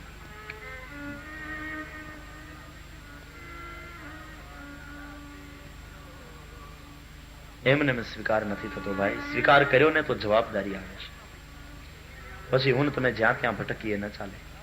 ઈશ્વરના થયા પછી સંસારના થઈએ, પછી વિષયોના થઈએ તે ન ચાલે. અને પછી પ્રભુની સેવા કરવી જોઈએ. तुम स्वीकार करो या न करो, जो नाता है उसे तुम तोड़ नहीं पाओगे. પડોશમાં સગો ભાઈ રહેતો હોય અને તમારે બાંધણું થઈ ગયા પછી તમે સંબંધ તોડી નાખ્યો હોય, બોલવે વ્યવહાર ન હોય, છતાંય લોકો તો એમ કહેવાના બાજુમાં કોણ રહે તો કે એનો ભાઈ. એમ તમે ઈશ્વર સાથેનો જે આ સંબંધ છે એનો સ્વીકાર કરો કે ન કરો, બાકી લોકો તો એમ કહેશે કે આ પ્રભુનો અંશ છે અને પ્રભુને ભૂલ્યો છે, એને સંબંધ તોડ્યો છે. સંતને દયા આવે છે, એ સંબંધ તોડ્યો. ઉપલક્ષણ છે છૂટી જશે, મૂળ લક્ષણ તો ચેતન અમલ સહજ સુખ રાશિ અવિનાશી છે, પરમાત્મા જેવો છે. કોઈ માણસ આપણને રસ્તામાં મળ્યો અને આપણને એમ કહ્યું કે છગનભાઈ નું ઘર ક્યાં? આપણે બતાવ્યું કે ઘોડાગાડી ઉભી છે દરવાજાની સામે, બારી ઉપર બેઠો કાગડો કા કા કા કરે છે, એ છગનભાઈ નું ઘર. પેલો માણસ ત્યાં ગયો તો ઘોડાગાડી વહી ગઈ, કાગડો ઉડી ગયો. હવે ક્યાં ગોતું? એટલે આંગણાની સામે ઘોડાગાડી ઉભી છે અને બારી ઉપર બેઠો બેઠો કાગડો કા કા કા કરે છે, એ છગનભાઈના ઘરનું લક્ષણ નથી, ઉપલક્ષણ છે. અને ઉપલક્ષણ ક્યારે વયું જાય કઈ નક્કી નહીં. લક્ષણ બતાવવું હોય તો એમ કહેવાય કે આ રોડ ઉપર આટલા નંબરનું મકાન, બરાબર બતાવો તો ઠીક છે. લક્ષણ તો શ્રી કૃષ્ણ સારથી છે. યુદ્ધ અંદર જ થાય છે, કુરુક્ષેત્ર ધર્મક્ષેત્ર બધું અંદર છે. કૌરવ પાંડવી વૃત્તિનું યુદ્ધ ચાલ્યા જ કરે છે નિરંતર. વિજય ક્યારે થશે? અર્જુન બનશું અને સારથી હશે શ્રી કૃષ્ણ. અર્જુન આત્મા. આત્મા એટલે આત્માનમ રથિનમ વિદ્ધિ. આત્મા એટલે રથી, શરીર એટલે રથ, ઇન્દ્રિયો એટલે ઘોડા, હૃદય એટલે બેઠક, મન એટલે લગામ. જરૂર છે હવે સારથીની. સારથી તરીકે હૃદયની બેઠક ઉપર કૃષ્ણને બેસાડીને મનની લગામ એના હાથમાં સોંપી દો તો નિરંતર તમારો વિજય જ છે. ये हमारे जीवन की कथा. પણ કૃષ્ણને બદલે જો કંસ સારથી હશે તો તકલીફ. એટલે આકાશવાણી થઈ, અસ્યાસ્ત્વામ અષ્ટમો ગર્ભો હંતાયામ ભાસે. ભગવાન ઈચ્છે છે કે હું જેના દ્વારા પ્રગટ થવા માંગુ છું એના જીવન રથનો સારથી કંસ ન હોય, અભિમાન ન હોય. અભિમાન હોય ત્યાં અવિનાશી ના હોય. અને એક બીજો સવાલ માણસો કરે કે વસુદેવજીએ જયારે વચન આપ્યું કંસને કે અમને જેટલા બાળકો થશે અમે તને આપી દઈશું, અને ખરેખર વચન પાળ્યું, 6 બાળકો થયા, 6 આપી દીધા, 7મા બાળકનો પ્રસવ થયો નથી, પણ 8મા બાળક તરીકે જયારે કૃષ્ણ આવ્યા ત્યારે વચન કેમ પાળ્યું નહીં? કંસને આપી દેવો જોઈએ ને. એને બદલે કંસથી છુપાવીને કૃષ્ણને લઈ ગયા ગોકુલ. તો આ વચન ભંગ નથી? આ તો સત્યનો ત્યાગ થયો. દેખો, વસુદેવજીએ વિચાર કર્યો. અને આના 2 અર્થ લઈ શકાય. એક અર્થ તો એ કે વસુદેવજીએ વિચાર કર્યો કે મારે ત્યાં બાળક થયો, સ્વયં પરમાત્મા મારે ત્યાં આવ્યા. બાળક થાય ને એટલે માણસ એની માથેથી ક્યાંક ન્યોછાવર કરે ને દાનમાં આપે, કંઈક છોડે, કંઈક ત્યાગે, ન્યોછાવર કરે.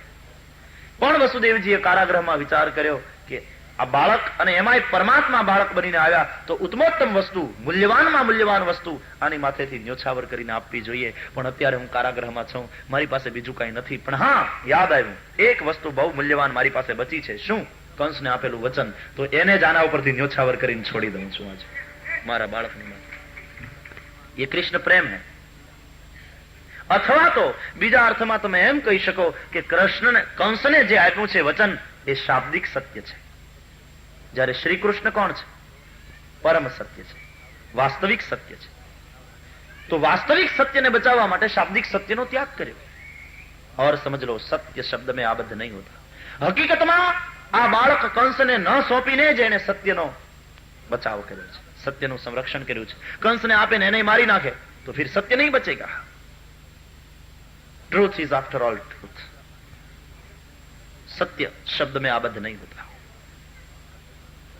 હું કહી ગયો ને કે સત્ય બોલવાનો આપણને નિયમ હોય, પછી એક માણસ છુપાઈ જાય, 4 ગુંડા એને મારવા દોડ્યા હોય અને આપણને પૂછે કે પેલાને જોયો ને, આપણે એમ કહીએ કે હા આ છુપાણો, અને 4 જણા જઈ અને મારી નાખે, તો એ સત્ય છે.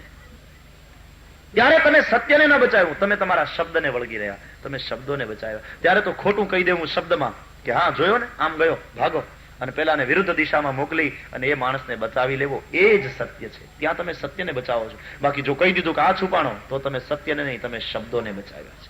એ સત્ય શું કામનું કે જે બીજાની હિંસા કરે, જે બીજાને મરાવી નાખે. ધ્યાન દેના, સત્ય શબ્દ में आबद्ध नहीं होता. એની વાત તમને મહાભારતમાં દેખાશે. કથા તો વળી પાછું અંદર અંદર જતું રહેવાય છે, બહુ વિષયાંતર થઈ જાય એવો ભય લાગ્યા કરે. પણ એકના અનુસંધાનમાં બધી કથાઓ છે ને, સમજવા જેવી.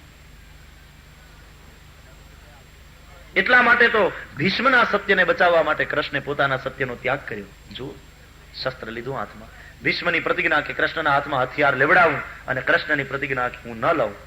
પણ શબ્દને ન વળગી રહ્યા, હું ન લઉં, એ શબ્દોને ન વળગી રહ્યા. કૃષ્ણે એમ કહ્યું કે શસ્ત્ર ન લેતા સત્ય બચે તો નહીં લઉં, અને શસ્ત્ર લેતા જો સત્ય બચશે તો શસ્ત્ર લઈશ. અત્યારે ભીષ્મની પ્રતિજ્ઞાને જાણ્યા પછી ભગવાનને થયું કે અત્યારે પરિસ્થિતિ એવી છે કે શસ્ત્ર ઉઠાવવાથી સત્ય બચે એમ છે. તો કૃષ્ણ શબ્દોને ન વળગી રહ્યા, તરત એને શસ્ત્ર ઉઠાવ્યું. સત્ય બચના ચાહીએ. કૃષ્ણ પરમ સત્ય છે, પરમ સત્ય અવતરિત થયું છે. એટલા માટે તો વેદવ્યાસ ભાગવતના પ્રારંભમાં સત્યમ પરમ ધીમહિ લખેલું. પરમ સત્ય એ પરમાત્મા, કૃષ્ણ પરમાત્મા છે, અને તેથી એ પરમ સત્યને બચાવવા માટે પેલું શાબ્દિક સત્ય છે છોડી દીધું. પછી કંસની પાસે જવાની જરૂર નહીં કે આ મારો 8મો બાળક લે, ये तो मूर्खता हो जाएगी. सत्य को ही बचाया है वसुदेव ने हकीकत में. ध्यान दो. तो એ પરમ સત્ય શ્રી કૃષ્ણ આજે હે માં મેં માટી નથી ખાધી એમ કહીને ખોટું બોલે? Let us come to the point. કહે છે યશોદા કેમ માટી ખાધી? કૃષ્ણ કહે છે નાહમ ભક્ષિતવાન અંબ. માં મેં નથી ખાધી. આ તો ખોટું બોલ્યા કહેવાય. ખાધી છે તે હકીકત છે, પછી મેં નથી ખાધી એમ કેમ કહે? ભગવાન થઈ ખોટું બોલો છો? પરમ સત્યનો આ અવતાર, તુમ झूठ કહ રહે હો. પણ ફસાય એનું નામ કૃષ્ણ નહીં. તમે એને આરોપીના પાંજરામાં ઉભો કરી દો કોર્ટમાં, તો એ હારે એવો નથી કેસ. એ કહે છે કે હું શું બોલ્યો એ તો પેલા જો, મને ખોટા બોલો કેતા પેલા તું જરા મારા વાક્યનો તો વિચાર કર. નાહમ ભક્ષિતવાનંબ. સંસ્કૃત ભાષાની મજા છે. સંસ્કૃતના જે થોડા ઘણા જાણકાર હોય ને એને ખ્યાલ આવશે. આ વાક્યમાં કર્તા છે, ક્રિયાપદ છે, સંબોધન છે, પણ કર્મ નથી. ગ્રામર ખબર છે ને? વ્યાકરણ. કર્તા, ક્રિયાપદ, કર્મ, થોડો ઘણો ખ્યાલ છે કે નહીં? એટલા માટે કહું ભાઈ, સંસ્કૃતમાં લખેલા છે, થોડું સંસ્કૃત આવડવું જોઈએ. ધ્યાન દો. આ વાક્યમાં કર્તા છે, ક્રિયાપદ છે, સંબોધન છે, પણ કર્મ નથી. દાખલા તરીકે હું રોટલી ખાઉં છું, આવું વાક્ય છે, તો એમાં હું કર્તા, કારણ કે ખાવા વાળો હું છું, એટલે હું ને શું કહેવાય? કર્તા. ખાઉં છું, ક્રિયાપદ, કારણ કે ખાવાની ક્રિયાપદ. શું ખાઉં છું? રોટલી, તો એને કર્મ કહેવાય. ક્રિયાપદને શું પૂછો અને જે જવાબ મળે એનું નામ કર્મ. આ વ્યાખ્યા છે. ક્રિયાપદને શું, વોટ, આવો ક્વેશ્ચન થાય અને જે આન્સર મળે એ કર્મ. તો આ વાક્યમાં કર્તા છે, ક્રિયાપદ છે, સંબોધન છે, પણ કર્મ નથી. નાહમ ભક્ષિતવાન અંબ. અંબ એટલે હે માં, સંબોધન છે. અહમ કર્તા, ભક્ષિતવાન ક્રિયાપદ, અને ન નેગેટિવ વાક્ય છે. હે માં, મેં ખાધી નથી. પણ શું ખાધી નથી એ તો બોલ્યા જ નથી, એટલે પકડાય એમ નથી. સમજાય? મેં ક્યાં કીધું હતું કે મેં માટી નથી ખાધી? મેં તો ખાલી એટલું કીધું કે મેં ખાધી નથી, મતલબ મેં ભોગતા નહીં. અને વેદાંતની દ્રષ્ટિએ જોશો તો આ વાક્ય સાચું છે કે બ્રહ્મ ભોગતા નથી. શંકરાચાર્યને સંભાળો આત્મશતકમાં. ન મંત્રો ન તીર્થમ ન પુણ્યમ ન પાપમ ન સૌખ્યમ ન દુઃખમ ન મંત્રો ન તીર્થમ ન વેદા ન યજ્ઞ. હવે ધ્યાન દો. અહમ ભોજનમ નૈવ ભોજ્યમ ન ભોક્તા ચિદાનંદ રૂપ શિવોહમ શિવો. હું ભોગતા નથી. ये बात यहां साबित हो गई. मैं भोगता नहीं. हे मां, मैंने नहीं खाया, मैं भोगता नहीं हूं. तो वेदांतની દ્રષ્ટિએ વાત સાચી છે. મેં તમે ખોટું બોલ્યા છે એમ નહીં કહી શકું. મેં નથી ખાધું એમ કહ્યું, પણ શું નથી ખાધું એ તો બોલ્યા જ નથી, એટલે પકડાય એમ નથી તમારી ભાષા. એ તો ન્યાયાધીશોનો ન્યાયાધીશ છે. આપણે જે બુદ્ધિથી દલીલ કરીએ છીએ ને એ બુદ્ધિ એની આપેલી છે, એટલે એની કેટલી હશે એનો વિચાર કરો. તમારી બુદ્ધિથી તમે એને ફસાવો એ વાતમાં માલ નથી. એ બુદ્ધિ તો એને આપેલી છે. દદામી બુદ્ધિ યોગમ તમ યેન મામુપયાન્તિ દે. એ બુદ્ધિ યોગ હું આપું છું. કોઈ શ્રીમંત ખુશ થઈ જાય તો તમને મર્સિડીઝ આપે, મોટી ગાડી આપે, લાખો રૂપિયા આપે, પણ બુદ્ધિ નહીં આપી શકે કોઈ. બુદ્ધિ ઈશ્વર જ આપે. દદામી બુદ્ધિ યોગમ તમ. અને મને તમને દેનારો એની પાસે કેટલી હશે? એટલે એની દીધેલી બુદ્ધિથી મેરી બિલ્લી હોય મુજસે મેં આવો. એની દીધેલી બુદ્ધિથી આપણે એને બ્લેમ કરીએ, ખોટું બોલે છે લ્યા. ભગવાન કે અહીંયા આવ, કાન પકડે. ખોટું બોલ્યો છું, મેં નથી ખાધી એમ કહ્યું છે. શું નથી ખાધી એ કીધું છે? અને નથી ખાધી હું ભોગતા નથી એમ કહું છું તે સાચું કહું છું. પૂછો વેદાંતિઓને. વેદાંતિ કહે છે બ્રહ્મ ભોગતા નહીં. પણ યશોદામાં એ તો કહે ના ના, હું ન માનું. આ તારા બધા કહે છે. अग्रज है अपि अयम, तेरा बड़ा भाई भी कह रहा. मैं कैसे मानूं कि तूने नहीं खाई? अरे मां, बस तू तो मानती नहीं, अपने बेटे में तुझे विश्वास नहीं. अच्छा, अगर तुझे विश्वास नहीं, यदि सत्य गिरस्तर ही समक्षम पश्चिमे मुखम, तो मेरे मुंह में देख लो.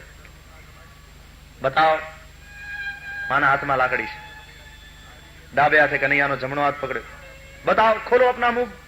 और जब प्रभु ने वो मुंह खोला, देखा माने सा तत्र दद्रशे विश्वम. જગત્સ્નાસ્નોચખમ દિશઃ सा તત્ર દદ્રશે વિશ્વમ જગત સ્નાસ્નોચખમ દિશઃ સાદ્રિદ્વીપાબ્ધિ ભૂગોલમ સવાયવગ્નિન્દુતારકમ સવાયવગ્નિન્દુતારકમ. આખા વિશ્વના દર્શન કર્યા માતાએ મુખ. સરખાવવું છે, સરખાવો રામાયણ સાથે, તુલના કરો. એક બાર જનની અનવાય કરી શ્રૃંગાર પલના પોઢાય નિજ કુલ ઇષ્ટદેવ ભગવાના પૂજા હેતુ કિન અશ્નાના કરી પૂજા નૈવેદ્ય ચડાવા આપ ગઈ જ પાક બનાવા બહુરી માત તહવા ચલી आई भोजन करत देख सुत जाई. ये लीला तो मालूम है ना राम की. વધારે વિસ્તાર નથી કરતો કારણ કે તમે રામાયણ જાણો જ છો. રામલલાને શૃંગાર કરાવી અને પછી પારણામાં સુવાડી દીધા. પછી માં પોતે સ્નાન કરે છે, ઈષ્ટદેવની પૂજા કરે છે. પૂજા કર્યા પછી નૈવેદ્ય ચરે છે, ધરે છે.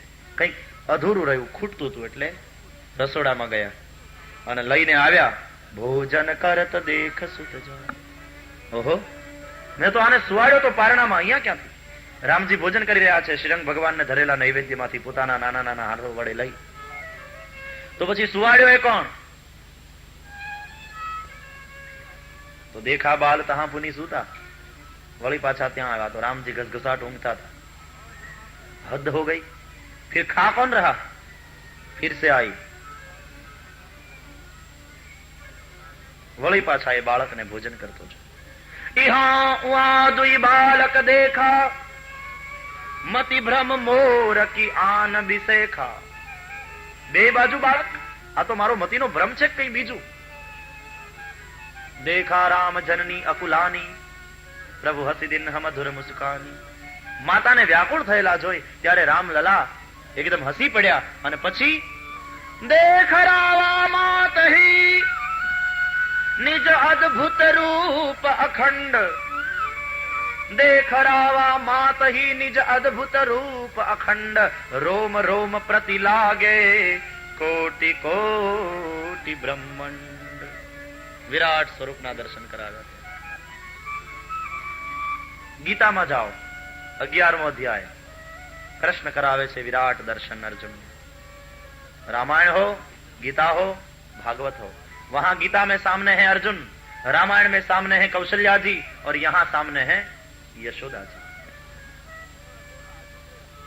પરમાત્માના વિરાટ સ્વરૂપને જોયું, પ્રભુની અંદર સમસ્ત વિશ્વને જોયું, લોકાલોકને જોયા, 14 લોક ઈશ્વરની અંદર જોયા. દેવતાઓ એને વંદન કરે, આખા જગતને નચાવનાર માયાને પોતાની આંગળીને ઈશારે નચાવે, વેદો નેતિ નેતિ કહીને પુકારે, એ પરમાત્માને જોયા. અગણિત રવિ શશી શિવ ચતુરાનંદ, અગણિત સૂર્ય, અગણિત ચંદ્ર, અગણિત બ્રહ્માઓ અને અગણિત શિવજી. આ પરમાત્માનું વિરાટ સ્વરૂપ જોયું. રૂવે રૂવે બ્રહ્માંડને જોયા. માને થયું કે ઓહો, આ શું? किम स्वप्न एतदुत देव माया किम वा मदीयो बत बुद्धिमोह. આ સ્વપ્ન છે કે મારી બુદ્ધિનો મોહ છે કે દેવ માયા છે કે મારા બાળકનું સ્વાભાવિક ઐશ્વર્ય છે? અંતે માએ વિચાર કર્યો, નહીં નહીં, સપનું તો નથી, કારણ કે હું જાગું છું. ચૂંટી ખણી ના, આ મોહ પણ નથી. હું બરાબર જોઉં છું, સાચું જોઉં છું. આ દેવ માયા પણ નથી. પરમાત્માની સામે ઉભેલો હોય પછી દેવ માયા હોય તો? મારી બુદ્ધિનો મોહ પણ નથી, દેવ માયા પણ નથી, આ સ્વપ્ન પણ નથી. તો શું છે? મારા બાળકનું સ્વાભાવિક ઐશ્વર્ય છે. ભગવાન એને જ કહેવાય. યશ, શ્રી, જ્ઞાન, વૈરાગ્ય, ઐશ્વર્ય અને વીર્ય, આ છ ભગ જેનામાં હોય એને ભગવાન કહેવાય. એટલા માટે તો ભગવાન કહેવાય. ષડભગ જેમાં હોય, આ પ્રભુનું ઐશ્વર્ય છે. જ્ઞાન હોય, વૈરાગ્ય હોય, યશ હોય, શ્રી હોય, ઐશ્વર્ય હોય અને વીર્ય હોય, આ છ ભગ જેનામાં છે એનું નામ ભગવાન. એ બધા પાછા છ ભગનું વર્ણન બહુ લાંબુ થઈ પડે. તમને એમ થશે કે અઘરું છે, માંડ માંડ સહેલું કર્યું છે, તો વળી પાછો તમારો પૂર્વગ્રહ બંધાય એવું નથી કરવા માંગતો. અઘરું નહીં, અદભુત છે જો સમજતા આવડે. અહીંયા ઐશ્વર્યના દર્શન. હા હા, હું જેને પુત્ર માનું છું તે હકીકતમાં પરમાત્મા છે. માએ ઓળખ્યા, ત્યાં કૌશલ્યાએ ઓળખ્યા, ત્યાં અર્જુને ઓળખ્યા. યથાર્થ સ્વરૂપનું દર્શન. જો આ પ્રભુનું ઐશ્વર્ય. હમણાં તડકો હતો ને છાયો થઈ ગયો. આ મેન તમે બટન નથી દબાવ્યું.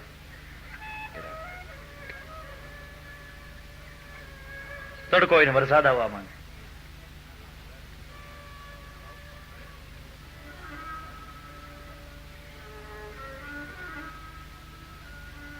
જેને હું બેટો માનું છું તે હકીકતમાં બ્રહ્મ છે. પ્રભુને ઓળખ્યા.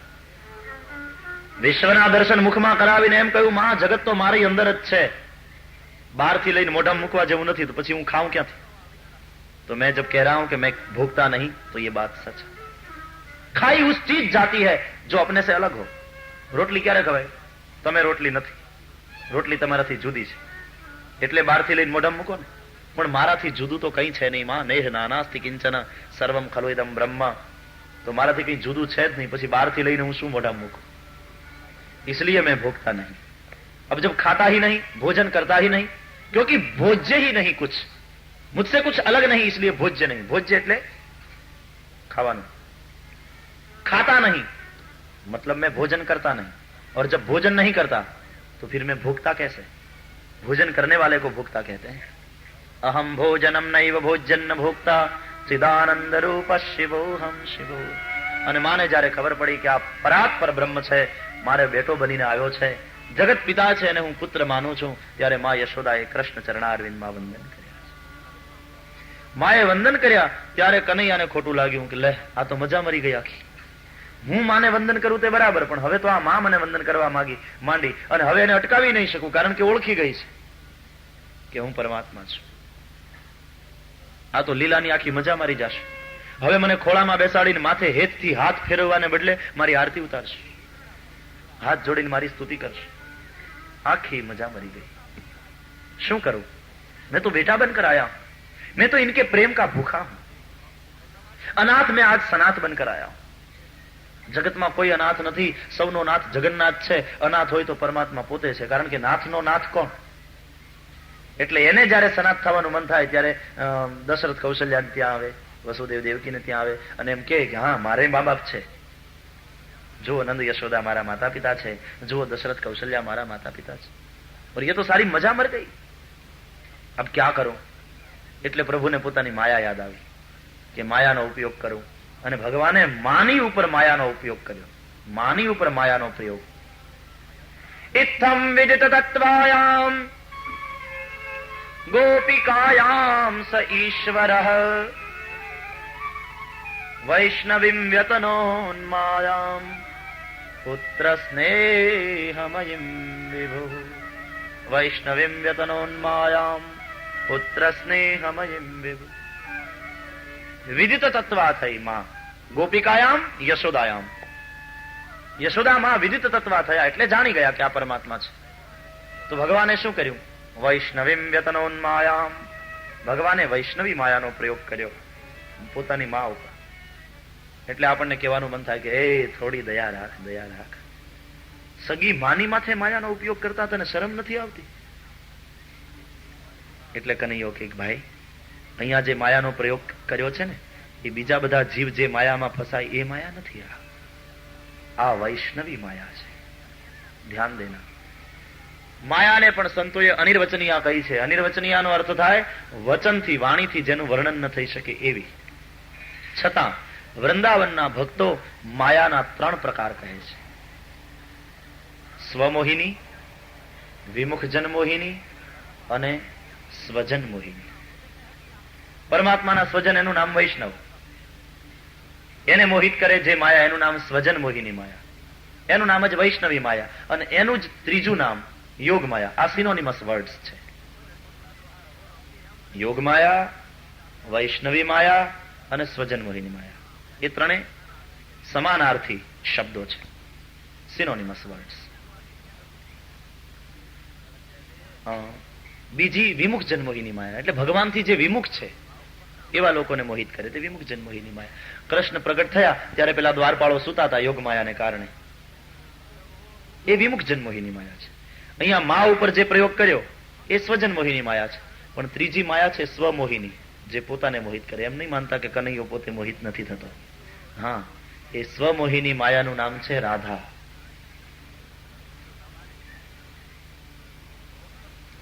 રાધાના રૂપ માધુરી, રાધાની પ્રેમ માધુરી એ વૃંદાવન વિહારીને પણ વશીભૂત કરે છે. એ સ્વમોહિની માયા છે.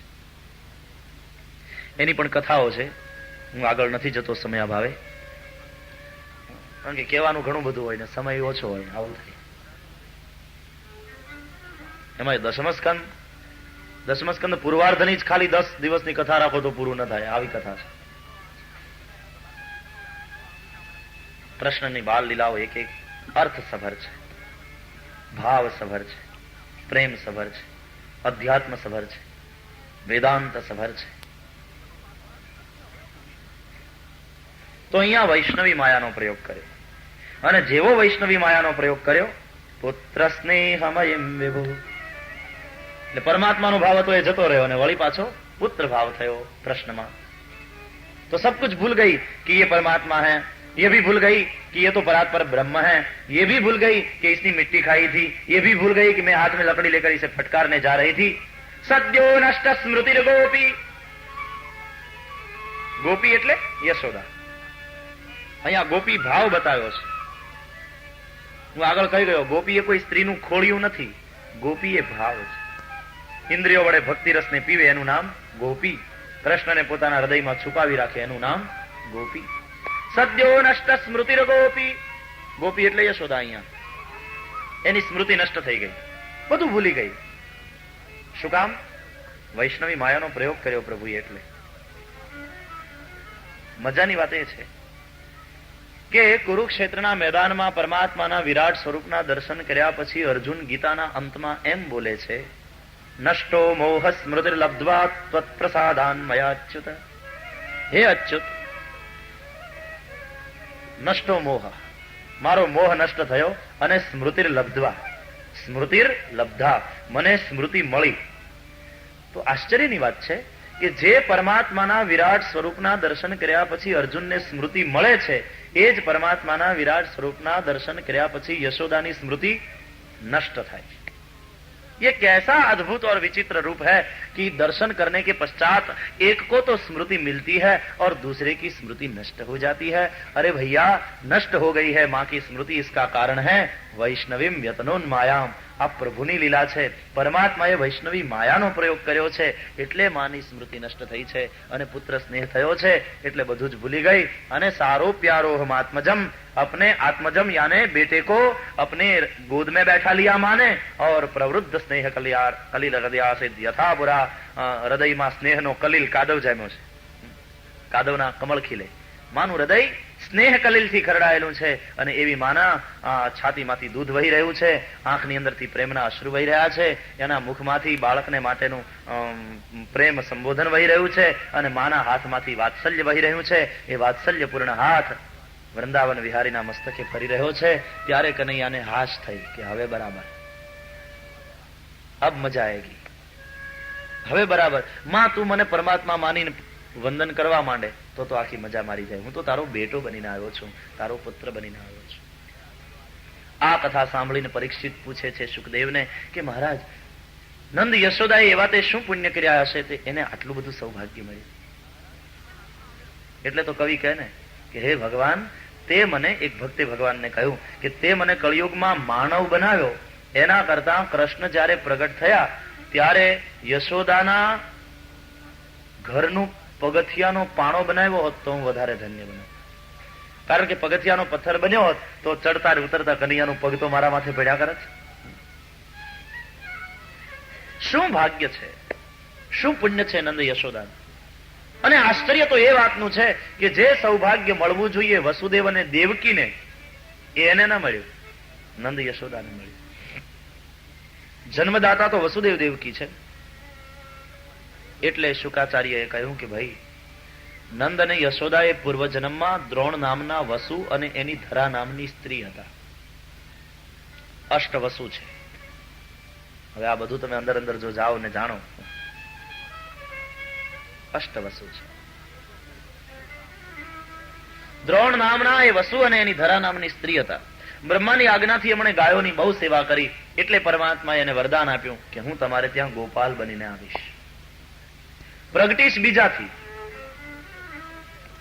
કશ્યપ અદિતિ વસુદેવ દેવકી થયા છે. પ્રગટીશ એનાથી, પણ તમારે ત્યાં ઉછરીને મોટો થાઈશ, તારું દૂધ પીને મોટો થાઈશ માં. એ દ્રોણ નામના વસુ અને એની ધરા નામની સ્ત્રી એ જ નંદ અને યશોદા બનીને આવ્યા, અને એને આપેલા વચન મુજબ પરમાત્મા એને ત્યાં ગોપાલ બનીને પધાર્યા. ગાયોની સેવાનું આ ફળ છે. ગૌ સેવા. એકવાર યશોદાજી, બધી દાસીઓને રજા હતી તે દિવસે, અને માં યશોદા સ્વયં છાશ ફેરવતા હતા, દધી મંથન કરતા હતા. શબ્દ ચિત્ર આપ્યું છે. ક્ષૌમમ વાસ પૃથુ કટિ તટે બિભ્રતિ સૂત્રનદ્દમ પુત્ર સ્નેહ સ્નુતકુચ યુગમ જાતકમ પંચ સુભ્રૂઃ રજ્વાકર્ષ શ્રમ ભુજ ચલત કંકણૌ કુંડલે ચ સ્વિન્નમ વક્ત્રમ કબર વિગલન માલતી નિર્મમંથ. દધિમંથન કરે છે ઢોલવડી ઉપર બેસીને. ઢોલવડી કેમ સમજાવવી તમને?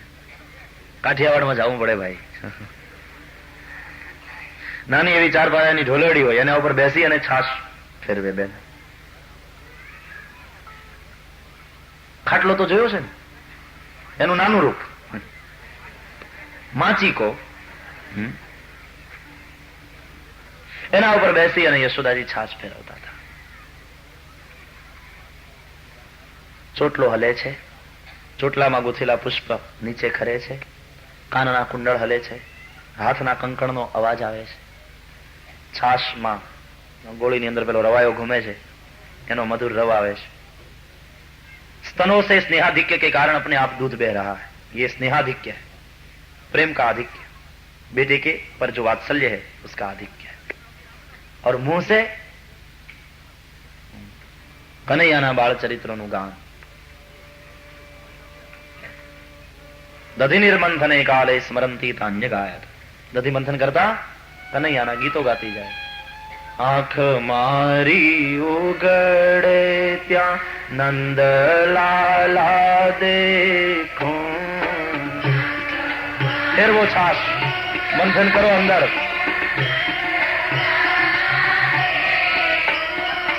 आंख मारी उगड़े त्या बाल कृष्ण देखो.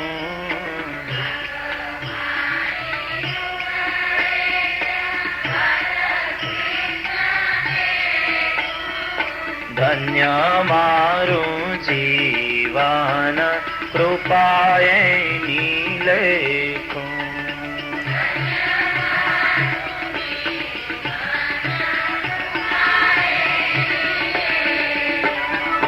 धन्य मारू जीवन कृपाए नीलेखो.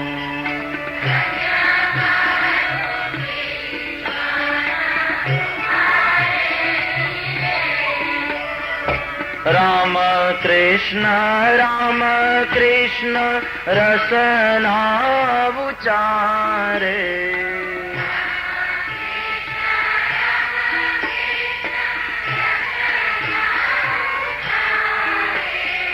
प्रभु नो आनंद मारे अंतर आवे.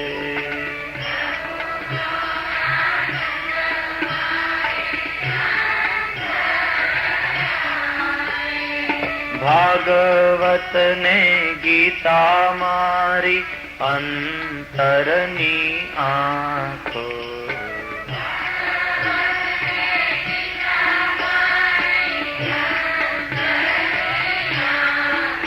तो रामायण ने गीता मारी अंतरनी आँखो.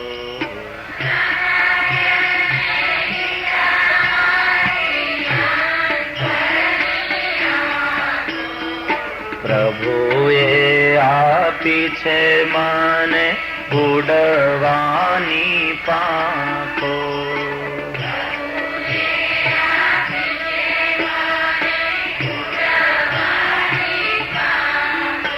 હે આંખમાં